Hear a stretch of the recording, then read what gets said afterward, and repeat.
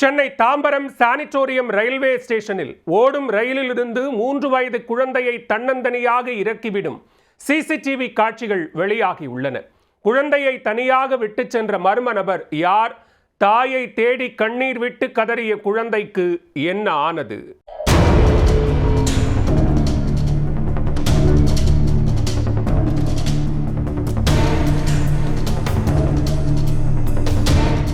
செங்கல்பட்டு மாவட்டம் தாம்பரத்தை அடுத்த sanatorium local railway ஸ்டேஷனில் அதிகாலை 4:40 மணியளவில் சென்னை நோக்கி சென்ற ரயில் ஒன்று வந்துள்ளது. பிளாட்பாரத்தில் ரயில் நின்றபோது 2ஆம் கட்ட பயணியர் பயணிக்கும் பெட்டியில் இருந்து ஒருவர் முகத்தை வெளியே காட்டாமல் கையை மட்டும் நீட்டி 3 வயது ஆண் குழந்தையை ரயிலில் இருந்து கீழே இறக்கிவிட்டுள்ளார். அடுத்த ஒரு நிமிடத்தில் ரயில் புறப்பட்டும் அந்த நபர் கீழே இறங்கவில்லை.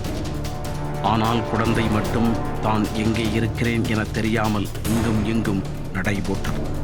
சிறிது நேரத்தில் தனியாக நின்ற குழந்தை அம்மாவை நினைத்து அழத் தொடங்கியது. சத்தம் கேட்டு கூட்டம் கூடிய பயணிகள் போலீசாருக்கு தகவல் கொடுத்தனர். பின்னர் குழந்தையை மீட்ட போலீசார் சைல்ட் லைன் குழுவினரிடம் பத்திரமாக ஒப்படைத்தனர். குழந்தையை இறக்கிவிட்ட மர்ம நபர் யார் என்பது தொடர்பாக ரயில்வே போலீசார் தீவிர விசாரணை மேற்கொண்டு வருகின்றனர். குழந்தையை கடத்தி வந்து இறக்கிவிட்டார்களா அல்லது முன்விரோத காரணமாக வேறு யாராவது குழந்தையை கடத்திவிட்டு சென்றார்களா என்ற கோணத்திலும் விசாரணை மேற்கொள்ளப்பட்டு வருகிறது.